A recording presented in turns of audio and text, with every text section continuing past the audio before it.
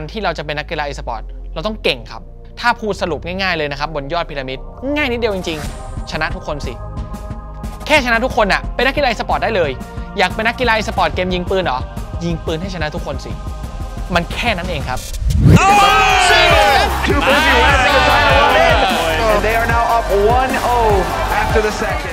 แต่การจะเป็นอย่างนั้นได้อะมันง่ายขนาดนั้นจริงๆหรอ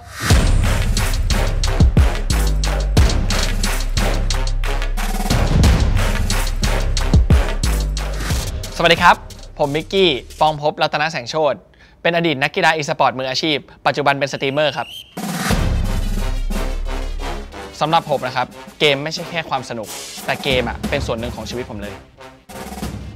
คือในช่วงที่ผมเกิดนะครับคุณพ่อจะเป็นเสาหลักที่คอยทำงานหาเลี้ยงทุกคนในครอบครัวจนถึง9 ขวบแล้วก็ช่วงนั้นเป็นช่วงที่เสียคุณพ่อไปครับชีวิตก็เลยเปลี่ยนแปลงไปเยอะเลยทำให้คุณแม่ต้องเริ่มออกไปทำงานแม่ก็เลยตัดสินใจว่าถ้างั้นเนี่ยให้ลูกไปที่ร้านเกมไหมอย่างน้อยอยู่ร้านเกมแม่ก็รู้ว่าลูกอยู่ไหนซึ่ง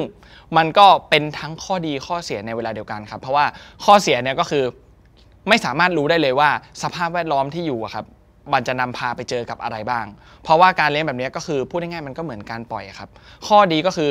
เด็กครับก็คือผมเองจะได้ค้นพบตัวเองครับมันก็เลยทำให้ผมได้เรียนรู้อะไรมากขึ้นและได้เห็นชีวิตคนที่มากขึ้น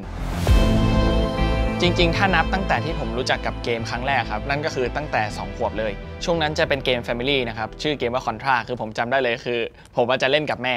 จนมาถึงตอนอายุ11นะครับช่วงนั้นเนี่ยเป็นช่วงที่ Audition เปิดแล้วเป็นเกมที่ฮิตมากๆในช่วงนั้นในประเทศไทยครับแล้วก็การที่ผมเล่นที่ร้านเกมครับผมแค่รู้สึกว่าอยากที่จะเล่นให้ชนะคนในร้านเกมเฉยๆเงินรางวัลเนี่ยมันมีผลดีกับชีวิตของผมค่อนข้างมากซึ่งเงินรางวัลในยุคนั้นนะครับก็ประมาณสัก30,000 บาทในยุค